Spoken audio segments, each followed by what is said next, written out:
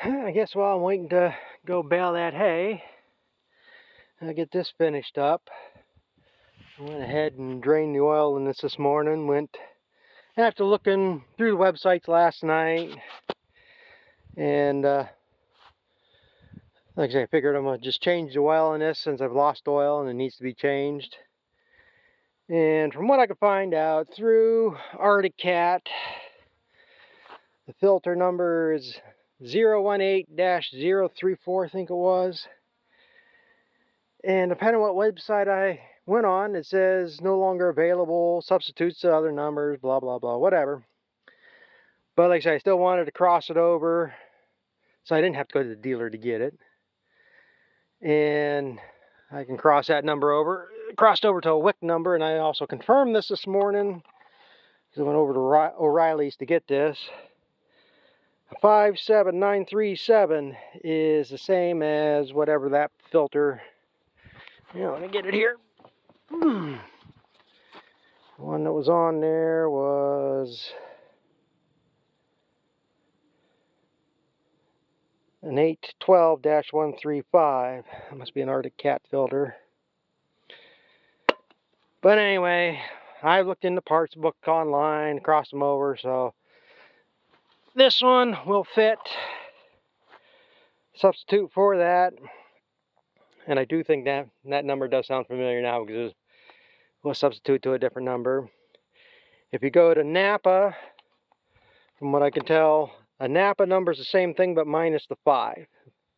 One website I looked at said if it has a 5 at the beginning, just remove the 5, and so a 7937 Napa Gold filter is the same thing.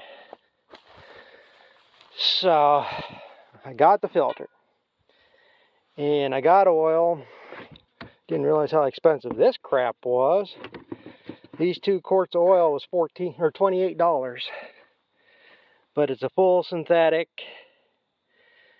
Now the one, like I say, look up online, it says 10W40. And the weights of the oil don't make much difference other than what temperature ranges you're running in. So if I was running this in winter, yeah, I'd believe 10W40 is probably what you want. This time of year, 1550 would be fine. And that's what the dealer gave me the last time I changed oil. I still got a quart in there of 1550, so that's why I know to bought this. And it was a full synthetic, so I thought, well, it says 2.1 quarts. So I'm going to put 2 quarts in, and it should be fine. But I figure, well, I'll get 2 quarts, and I got the same oil in it. Don't worry about crossing it. The only other thing is I'm going to have to find a dipstick yet. And from what I could find through the parts book, it's like 20 bucks. I don't know what the dealer would charge, if that's the dealer's price or whatever. I looked on eBay, there was a new one on there for 28 bucks. There's a couple used ones for 14 bucks. I'm probably just going to go order a used one. But for now I need something to plug this so I can run it. So while I was at O'Reilly's, I bought one of these things. It's an expanding plug. I can stick it in there, tighten this nut down, it'll flare out and it'll hold it in. The only problem is I might get myself a little more problems. That'll squeeze in there. I just got to be careful I don't take the nut off too far. The question's going to be pulling it out, but I think if I loosen that up, and I should be able to pry it up, and it ain't just a drop-in fit and then tighten out. It's a snug fit in there. Might actually hold without tightening it in, but I think I can get it in and out no problem. So that's going to be the temporary solution for now. So we'll dump the oil in, and like I say, being that it's a gear case, the motor and transmission are all one system. Gear shifting in there, I'd rather have heavier oil.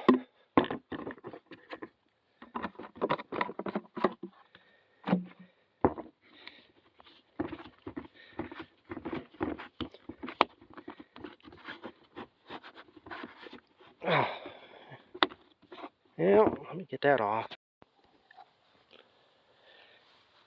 And this is how I know 2 quarts is enough, because last time they gave me 3 quarts of oil in the filter and I still got that full quart. So 2 quarts should be enough.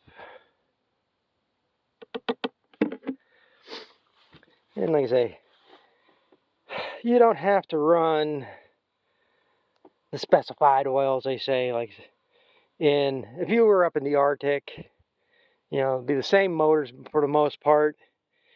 And like I say, a 15, like the Ford over there runs 1540 motor oil. Well, if you were up in the Arctic, you'd probably put 10 weight or 0 weight oil in because it's so cold. Where again, if you're running somewhere like in desert conditions, you might put a straight 40 weight in there. Or 30 weight, 50 weight, something like that. So like I said, in the old books there used to be a charts and they give you a range of temperatures you're running. And you used to have 1030, 1040, 1540. You could run them all, just depending on what temperature range you're running. It's like that truck is 5W20, no, 5W30. My Jeep is 5W20. Well, instead of buying 2 different oils to have around here to change the oil in them, I buy this 5W30 and run them in both. I think it's seems kind of odd, these cars running 0 or 5W20s in them, or 0W20. You know, I guess they want tighter tolerances, need the thinner oils or something. I don't know, but so that should be good there for now.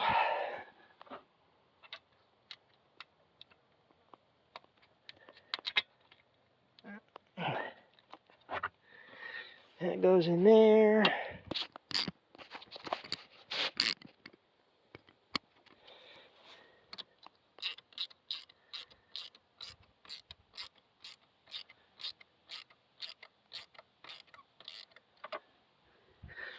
I doubt if that's going to come out. Hopefully it will come out when I want it to come out, though. Bring my key back here. So we'll see. Of course it's going to start, don't matter. Maybe that's the right position.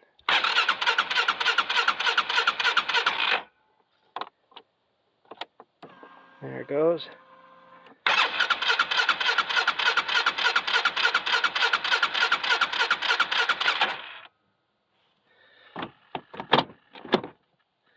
Huh, now what did I screw up?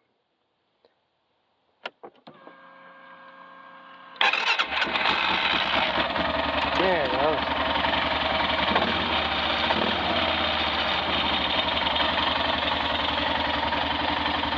Yeah, maybe this has a low oil pressure switch that'll stall it out.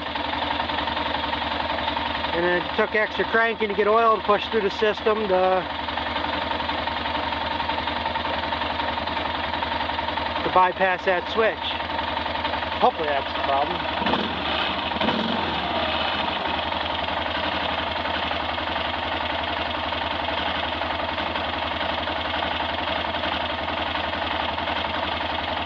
Sounds good.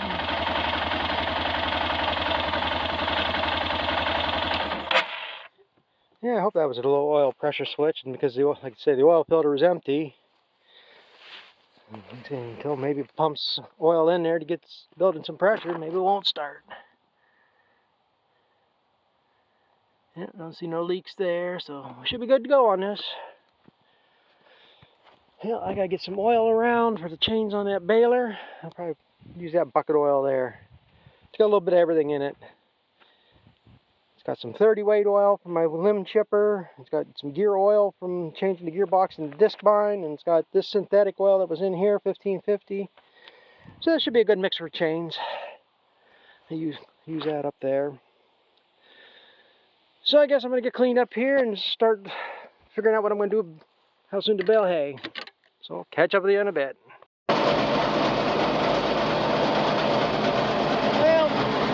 Towards the end, I'm almost done baling here. It might be slightly on the dry side. moisture tester keeps testing over 40. Probably should be a little bit greener than that. It'll be good. Neighbor came up and checked him out. He said that's just what he wants, so this is what he's getting.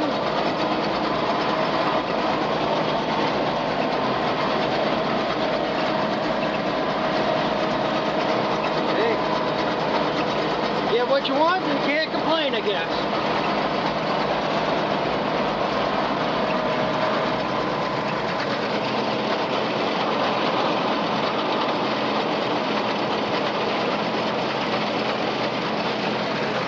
I did get through all the areas I got stuck in earlier this spring or couldn't get through.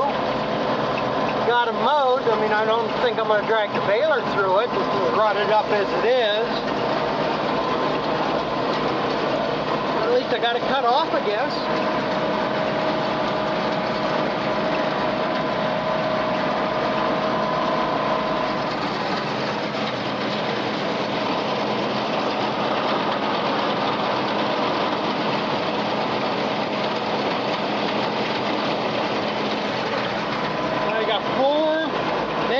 More bale on here, and as usual things don't work out like they should. I've had 3 bales already mistie where the needle didn't catch the twine, so I had to run through a second cycle, and so some of the 3 bales got tied twice. And again, I might have 4 or 5 bales left. This one ball's going to change on this bale tying, and I didn't want to have to put that other last bale of blue twine I got in. What we get here might be all that he wants, and what I have left I can put the orange twine on, save this blue twine for next year.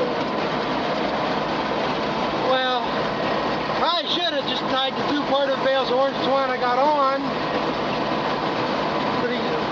Last couple will be half and half, but I opened up that box of blue twine.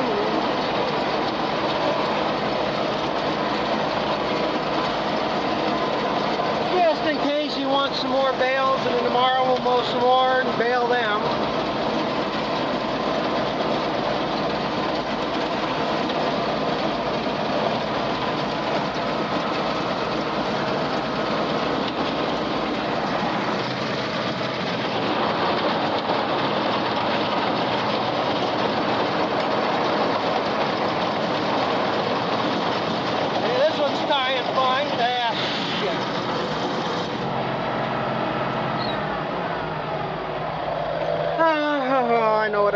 Well, I don't know what I did, but I know what happened.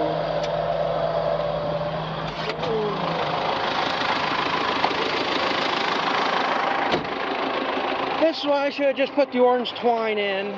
Oh, crap.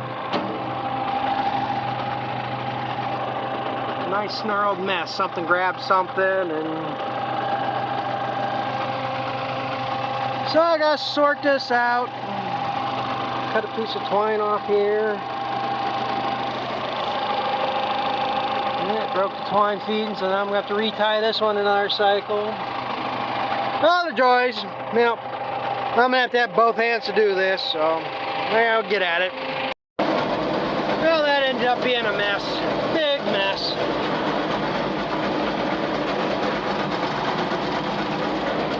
After I got everything untangled, rethreaded, tied back on, started to tie, finished tying it, it broke the twine again. I don't know what the hell happened that time. Then recheck everything, tied it again, so that bale's got all kinds of twine all over it. 2 different tying, it broke the twine again, so there's 2 different sets of twine. Normally, when it extra ties, it's because the needle didn't catch it or doesn't cut, so it just keeps pulling, so everything is still connected.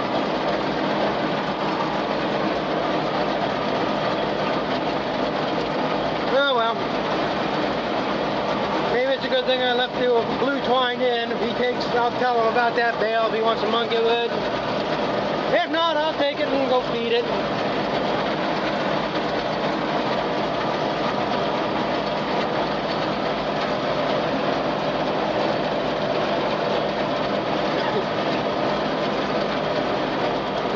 if I had tied that orange twine on, it would have been right next to it. It would have probably pulled just fine.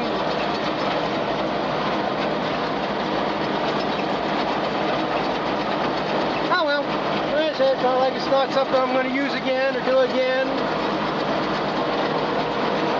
No big deal. Just a nuisance.